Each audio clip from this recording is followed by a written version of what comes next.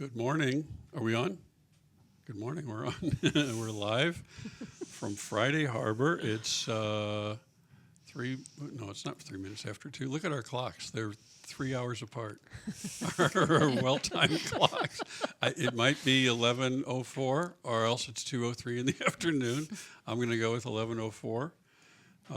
And with me, this show is called Hey, What's Going On Around Here? What's going on around here? Right. Okay. And with me is Heather Spaulding, the editor of the Journal of the San Juan Islands newspaper, and also Isabel Ashley, the new reporter for the same paper. We are going to talk for the next half hour or so about some of the stories that are in today's paper. Wasn't downstairs just yet. I don't know if it's arrived yet today, but it's an important paper. There are a lot of important stories that you're going to want to see. So we're going to give you just a taste of two out of 8 pages of news. We're going to give you a taste of 2 of the more important stories. First, we should touch on the election results, and the most important election result is that the yard signs are down and gone, right? Yes. That's the most important thing. Secondly, there are some winners. Yeah. So I'll let you talk a little bit about who won. And The town of Friday Harbor Council, Richard Geffen received 78.98%. I wanted to point out, and I said in the article, that Noel Monin, who he was originally running against, dropped out of the race at not the very last minute, but pretty close to, and part of that thinking, I believe, in his announcement was that he is going to be the interim fire chief. So he still received 21.2% of the vote, but that's pretty good. That was After pretty you after you're dropping out. That's what I thought. You're not a candidate anymore. So, darn it, yes you are. And Yes, you are. You're gonna be. So okay, that's cool. Yeah. And then for the fire district, it was Warren Appleton that won, and he received 58.72% of the vote. And I think that's really interesting because Warren really put in the hard work. I don't know if Jerry did this, but I know for sure that Warren was out there knocking on people's doors. Which I thought was, I like that too. That's a good thing. And that Jerry might have done that too. And you're brave today, nowadays, to be knocking on people's doors. That's, right? That's commitment Yeah. and bravery. And then for the fire commission, or for the port commissioner race, Rich Goodhart received 69.29%, and Greg Hertel received 30.72 or 74. And that was going to be interesting to see what Rich Goodhart does. He's got some interesting ideas and some insights about the aviation side of things, which the port has not had in many years. So, well, and the Journal did a really good job of making your choices clear, right? yeah, thank you. I think, there were some very nice interviews of the candidates, and I think everybody knew who they were voting for. Yeah. So, good job. Then the trail has come up again in a major way, and that is a lead story in this week's paper. Islanders testified in force against Zylstra Lake Trail. So tell us about that. Were you there? I listened to it online. Mm-hmm. Yeah. And I'm kind of glad I decided to do that, given how full it was. If you guys do go back online and listen to the hearing. And there's a link at the very end of the story that takes you straight to that, which is nice. Thank you for doing that. Yeah, I think that's kind of important. It's really interesting listening to what the Islanders had to say. I felt like many of them brought up some really good points about the trail. So we'll see what happens. The next hearing will be, or the council will come back to make their decision on the 27th. So we'll be paying attention. But in the meantime, so this public hearing was packed full of people, and it wasn't just property owners in the area. It was all kinds of Islanders from all ages and all different political viewpoints, actually, too. Yeah, I guess that was my question is it mainly the people who would be directly affected in the valley, or is it broader than that? It is actually broader than that.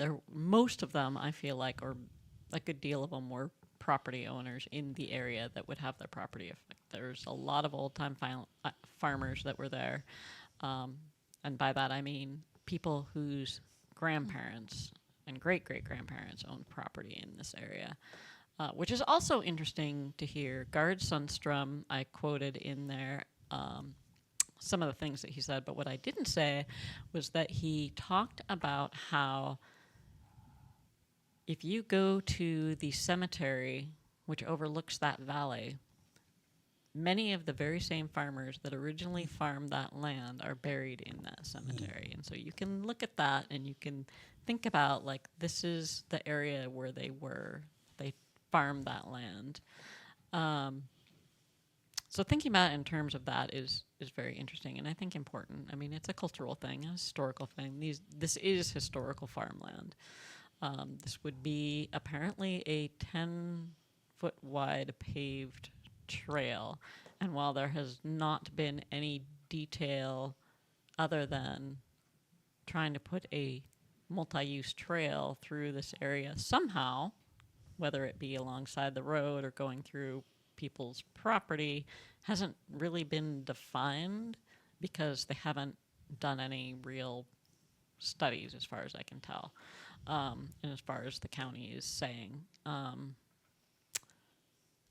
So listening to this hearing, just listening to what the people had to say, and not just the farmers, like I said, this is a broad, across the island, people were coming out to talk about their feelings on this. And one of the big things people brought up that were not property owners was our roads need work. Our roads need to be safer. We're not against a bike trail, but or not against like a expanding the road necessarily for a bike path on the shoulder, but putting in this path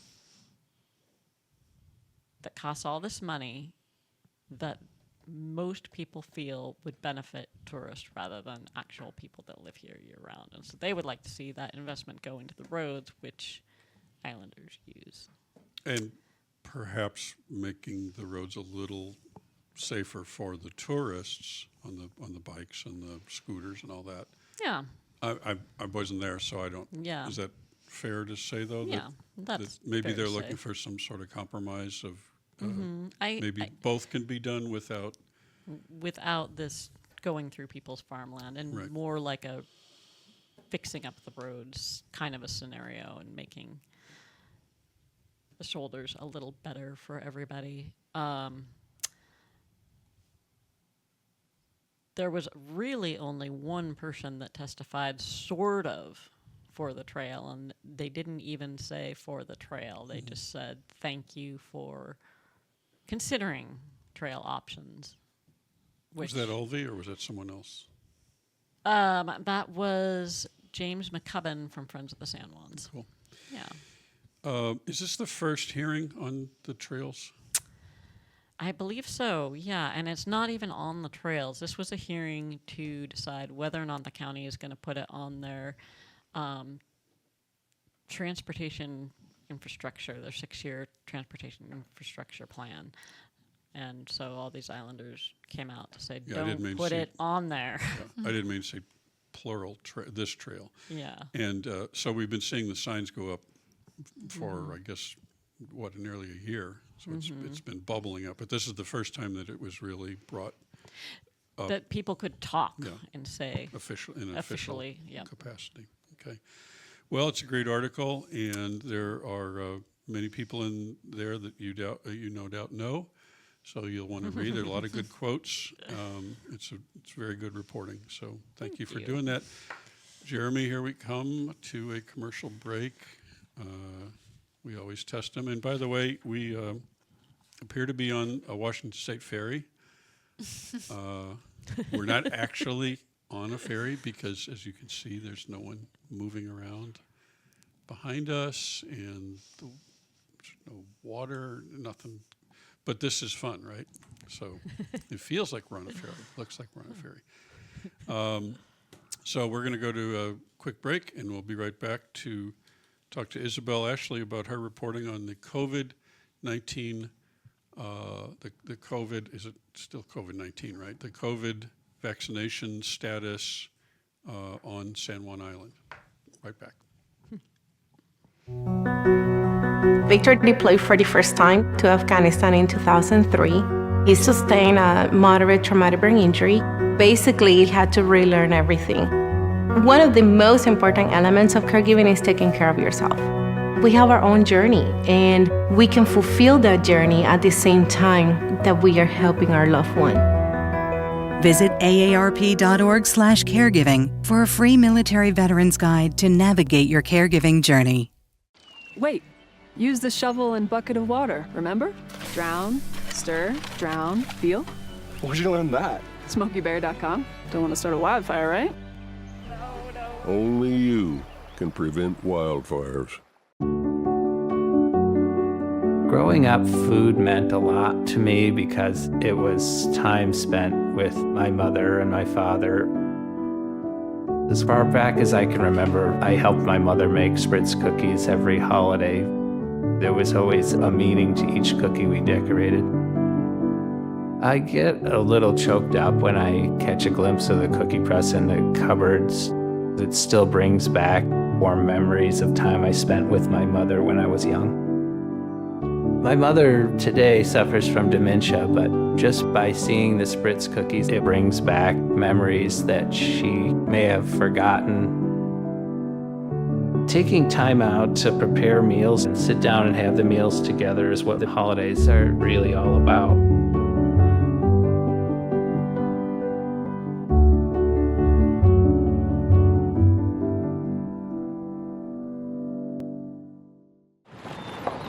Your toe chains are a little loose. Could spark a wildfire.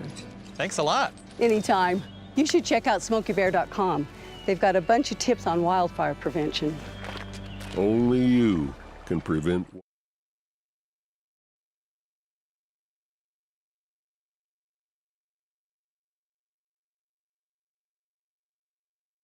I forgot what we're called. Hey, what's going on around here? A couple weeks ago, I asked, the first time that Isabel was here, I asked what's going on around here with the COVID shots, kind of angry old man style. And you had already decided to do some reporting on that. So there's an excellent report by Isabel Ashley in today's paper, and we will talk about it a little bit here, but please read it. So there's a lot of misinformation, there's a lot of questions, and you wrote, I don't know how many words here, hundreds of words, explaining the reality.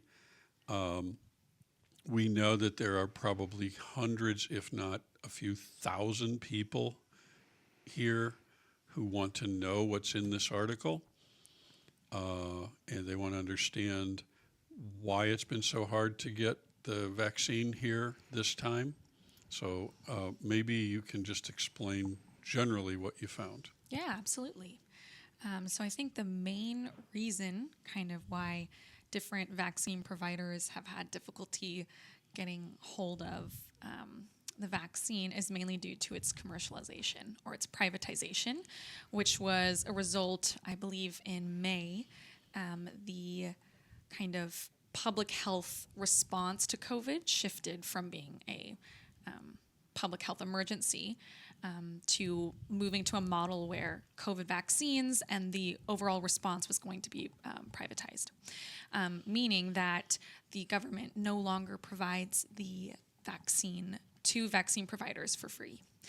So that has a big effect on pharmacies, on healthcare providers, and especially for the county So one of the people I talked to first and foremost, who gave a lot of great information and also great information in their press releases, is Dr. Frank James from the San Juan County Health and Community Services Department. He spoke about how being a nonprofit, county department, they don't have the ability to be reimbursed by insurance agencies. So they are an out-of-network provider, and so they're not able to do what they've done in the past, doing huge vaccine clinics. So they are not able to be reimbursed and would have to pay out of pocket for every dose, which is about $120. Right, or more. Or more. There was a range up Yeah. to 270. That's, I guess, with the RSV. No, I'm sorry, that was RSV. But yeah. there is a range that can be even higher than that. So the first thing that's different is somebody has to pay that to give it to you in hopes that they can get reimbursed. Exactly. Is that right? Yes. Okay. And that's also true for the drugstore. Yes, exactly. So Friday Harbor Drug also is expected to pay upfront for that. They're not reimbursed. The range was 30 to 90 days by health insurance. So And that would be a great deal of money. Absolutely. I mean, if hundreds of people, think about that, if hundreds of people wanted the shot right away and they were, fronting $100 per shot and they had to wait up to 90 days to get reimbursed, that would be almost like them being a bank. Exactly. Right. And as you mentioned, is that an appropriate role? I mean, it's just not for you, but I mean, is that an appropriate role for a small town drugstore to have to play? Should they be expected to front that? Right. Or even the hospital? I don't know. And as you mentioned, with the $270 being RSV, they're also at this time of year rolling out flu and RSV vaccines. So all of that kind of accumulating is kind of why there's been such a delay in the wait, because the vaccine was made available in September. And so that's kind of why it's mid-November and we haven't had it in Friday Harbor. It is available through the county only for children 6 months to 18 years of age, as well as uninsured adults. These are available through different programs that'll give doses for free to the Health and Community Services Department.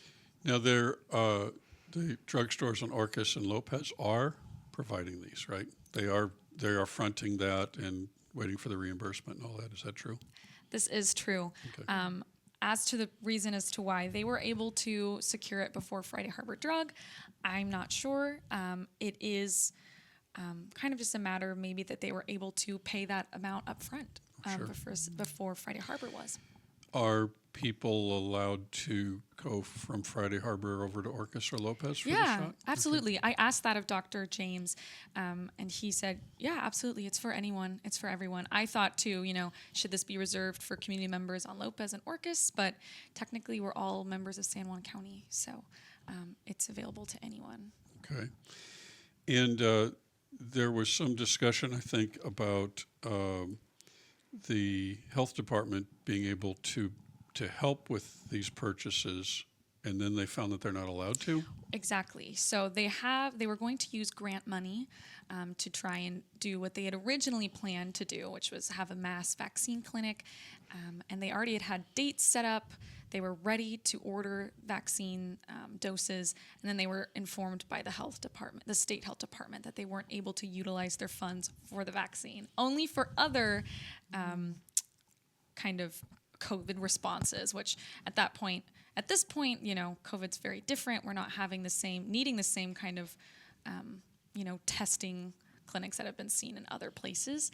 So they really wanted to use, and they still really want to use that grant money for vaccines. As of, I believe, maybe November 3rd or so, I would say that was when Dr. James was telling me that the department is still, the community health services is still in talks with the health department, state health department, whether or not they can use that grant money.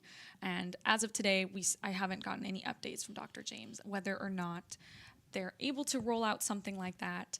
But they are still in negotiations, really hoping that they can spend that grant money to give to anyone. So the word appeal was used in there, but it's not formally an appeal. It's just continued conversation.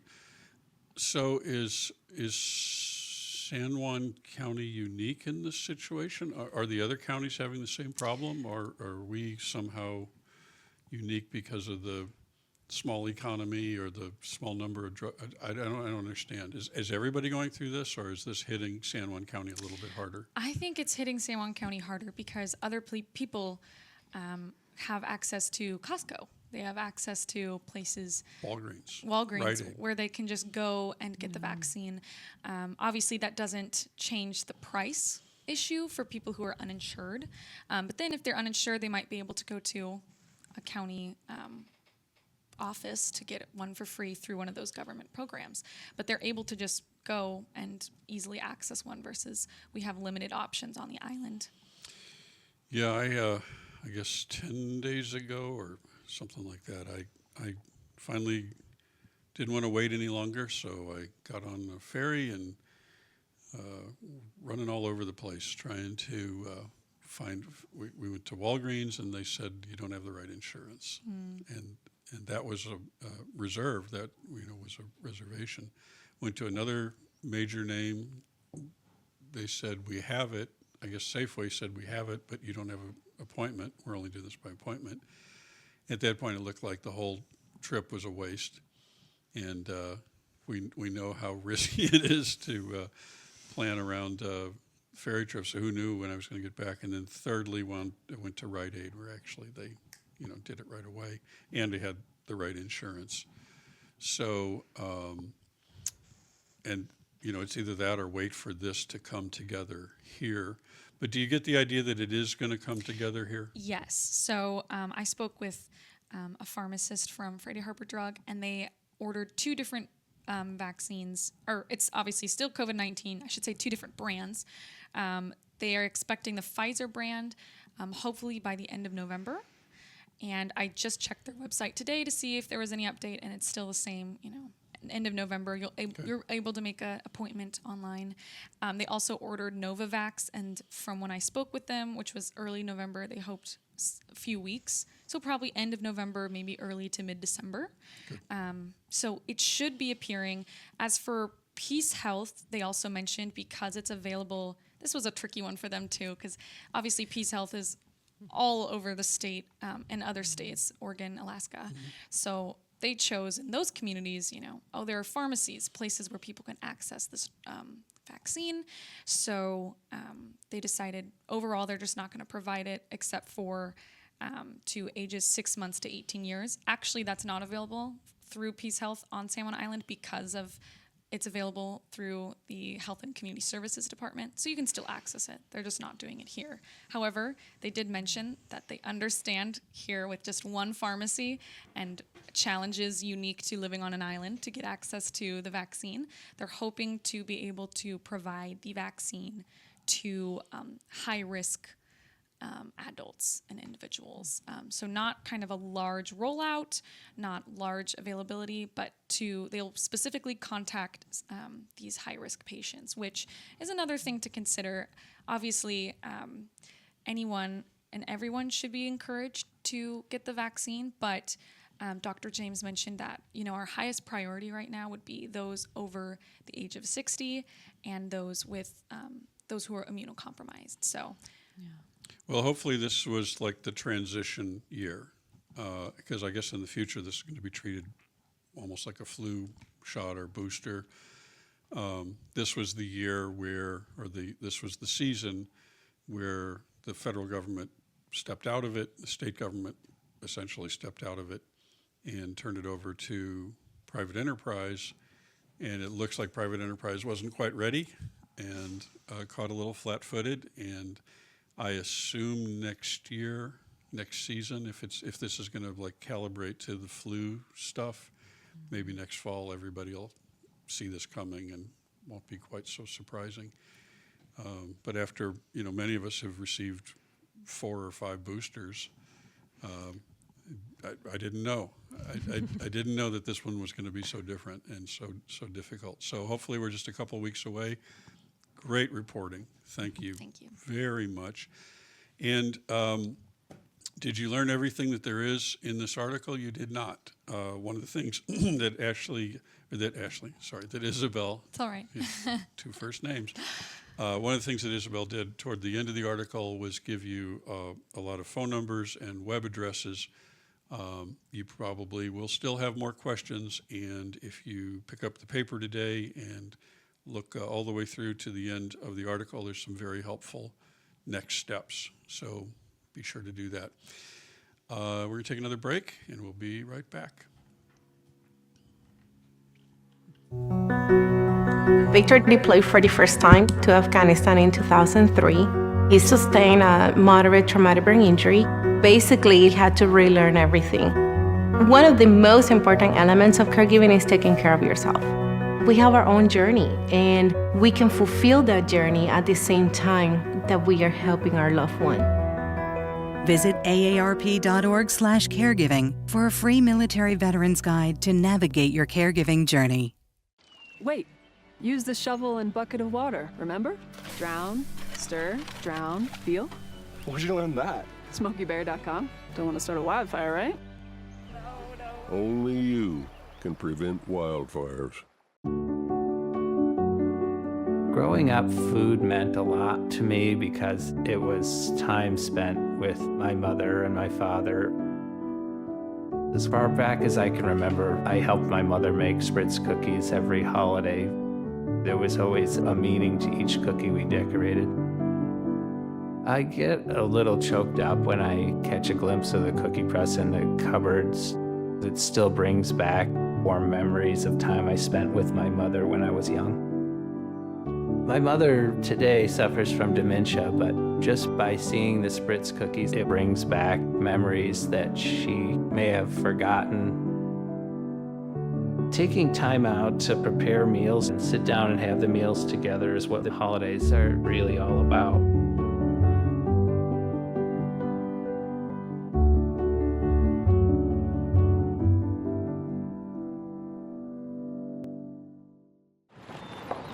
Your toe chains are a little loose. Could spark a wildfire.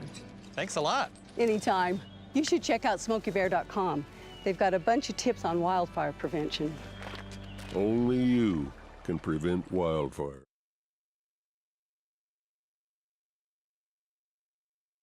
Going on around here.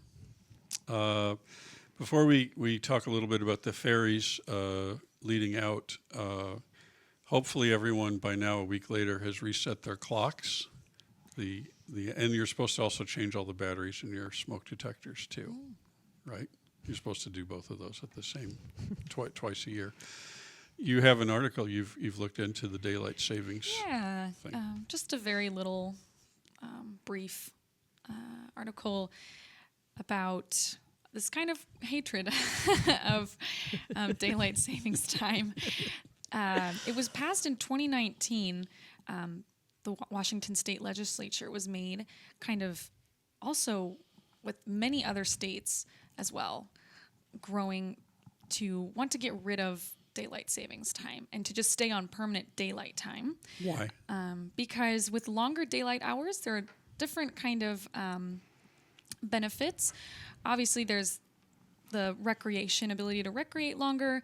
There's been studies done to show that there's been reduced crime rate because, longer daylight, more mischief happens at night, more accidents happen at night, so less traffic incidents, better commerce with more people out and about. So there's definitely, and then even health effects, apparently, with heart conditions improved.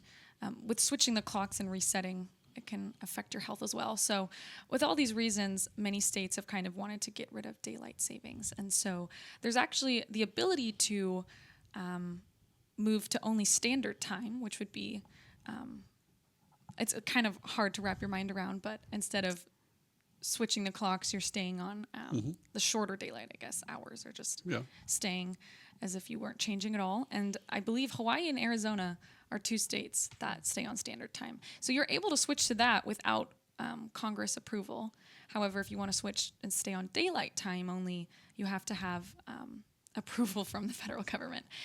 But because so many states have kind of wanted to make this shift, there was the Sunshine Protection Act passed, or beginning in Congress in, I believe it was March of 2022. And so it was supposed to be approved, hopefully, of this November 2023 to be able to eliminate daylight savings. However, since we did switch our clocks, you can make a guess that that has kind of been stalled. And so I was trying to look into reasons as to why. Why hasn't it kind of moved forward? And most news sources did not elaborate on why there's kind of this pause in the House of Representatives. And one of the reasons or speculations that a Forbes article kind of mentioned was usually when things get stalled, it means that there's lobbyists involved. So people lobbying to not change it and to enjoy kind of the early bird gets the worm. We want more sunshine in the morning than at night. So. I wonder what lobby that would be. Right. we must have that light in the morning. I can't imagine who that is, but the Senate approved it. Yes. Senate's on record, and the House just won't vote on it. They won't even bring it up. No. So, well, anyway, call your congressman. That's what's holding it. But it is startling that first night of it's what 4:30 now, and I mean up here the sunrise and sunsets are a little more extreme back from where I'm from in Missouri. So I mean it's like at the worst 6 weeks from now it'll be like 3:30. It'll start feeling like it's crazy, you know. But anyway, thanks for looking into that. I wonder, what do you think? Do you wish that daylight savings time would just go away? So Call your congressman. call your congressman or call Heather Spaulding. Let her know all about it. I mean, you can, but I can't do anything. Lastly, I just wanted to talk a little bit about the very difficult weekend for any customer of Washington State Ferries, especially those wanting to get around the San Juans.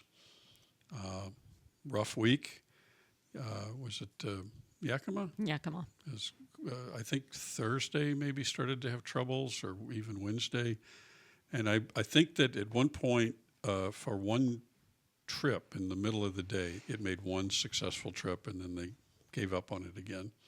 Maybe I imagine that. There were so many alerts for those 4 or 5 days. But it looked like they maybe had hoped that they had fixed it. And who knows? I mean, we don't know. Washington State Ferries does not disclose anything more than mechanical issue or things like that. So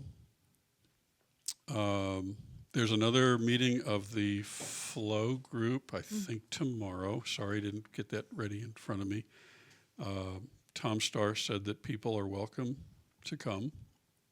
So ferry lovers of Washington, you're not supposed to do this, but I'm going to do this right here because I want to be able to tell people when this meeting is. I don't know if it's going to be Key Bank again. We'll put details, if I can't find it right away here on this page.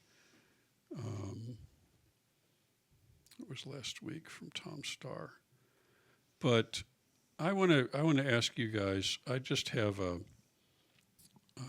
let's see, Thursday, November 16th from 2 to 4 at the San Juan Island Library Meeting Room is the next Flow meeting. Thursday, November 16th, 2 to 4, San Juan Island Library meeting.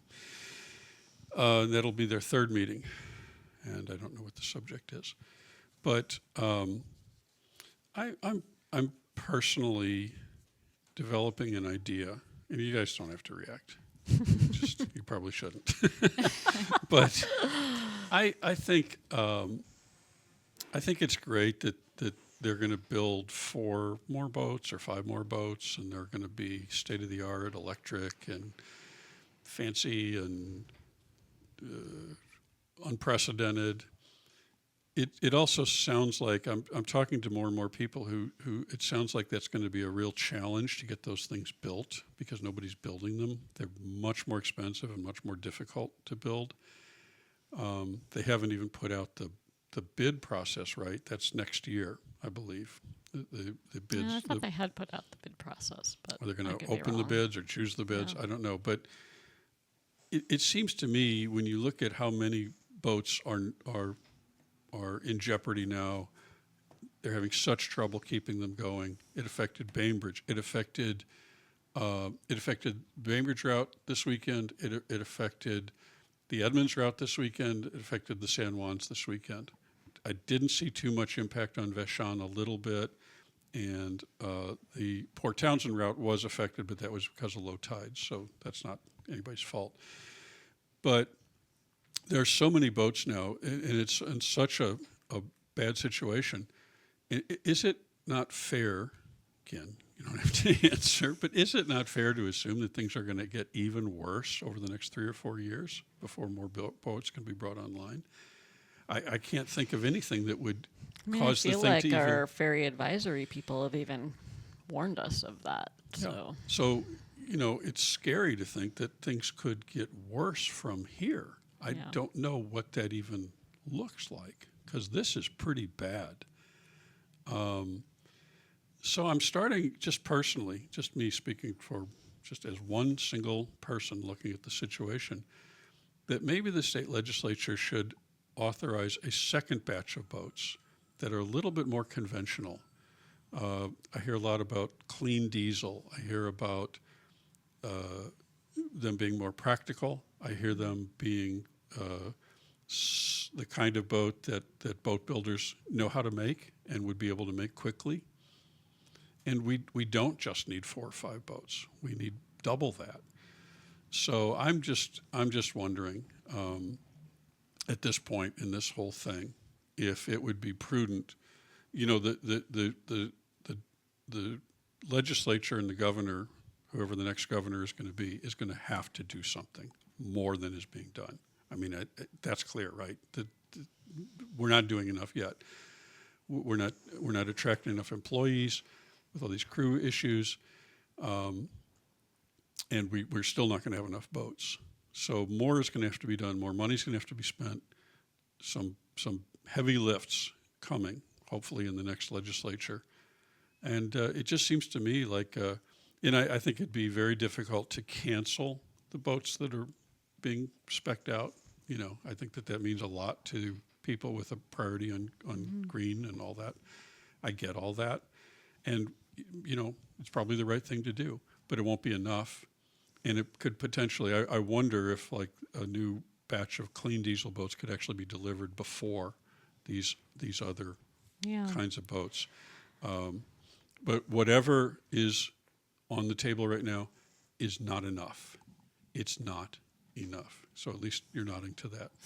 What is the solution? We will see. I guess we should say that the letter from the county and the town of Friday Harbor to the governor and all leadership should probably be mentioned. It was a powerful letter. Do we know who exactly wrote that? It was written by both parties. And they kind of all came together and worked on it. There was a really impressive part of that, I thought, and I read the thing, in which they list things that could be done a little bit more at a local level. I think there were like 8 different ideas. Yep. And they all seemed like things that could be done, including in one of the half a dozen or 8 or 10 ideas was something that has already been starting to coalesce here locally with just unilaterally, like we're not waiting for you anymore, on the rescue of stranded passengers. Right. So there's at least one of those on there that we're not even going to wait for. Right. We're not going to wait for consensus. We're just going to do it. But it seemed like there were some good ideas about crewing and schedule. I don't know, all the different things. And we should probably insist on that. that stuff is, and I don't think, as I remember, most of that was not super expensive. It was just better management, good ideas. But that was a good letter. Yeah, I thought so too. Yeah.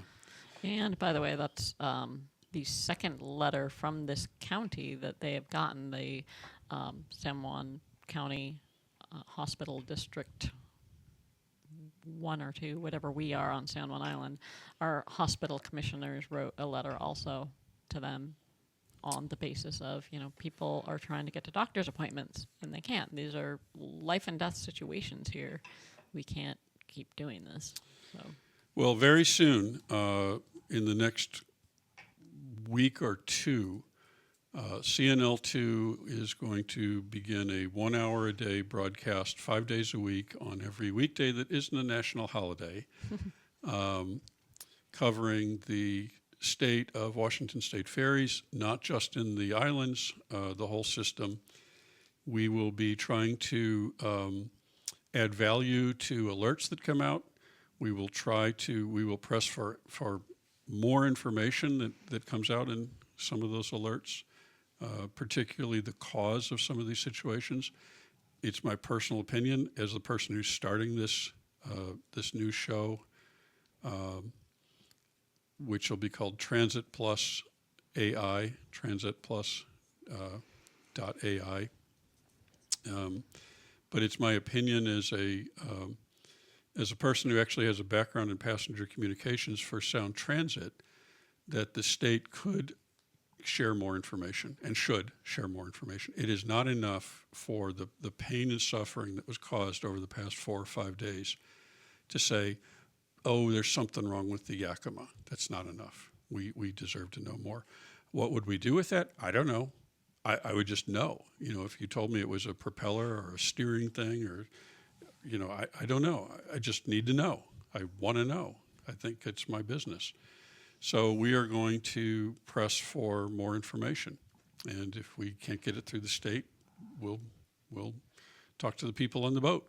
We'll talk to the people on the street. We'll ask anybody who I think might know. But it's time for more granular coverage of the state of the ferries, and we are going to try to block and get ready to do some kind of a job of reporting what's going on in Olympia in this next session, which is crucial. We can't have this year come and go without better, even more solutions than are on the table. I think everybody, including the writers of the letter, says everything that's on the table isn't enough. It's still not enough. So we're going to be pressing for another round of solutions. So anyway, we'll start that. I don't know if we're going to start on Monday, but we'll start it no later than the Monday after that. And then we're not going to stop until I don't know what. We're not going to stop anytime soon once we start. So that's coming from CNL2. And thank you very much for a nice show. This was number 5. We've done 5 of these now. So getting better and better, right? And so we're reporting from the ferry right now. We're pushing off. And here come the credits. Thank you, Jeremy Tyler, for great directing.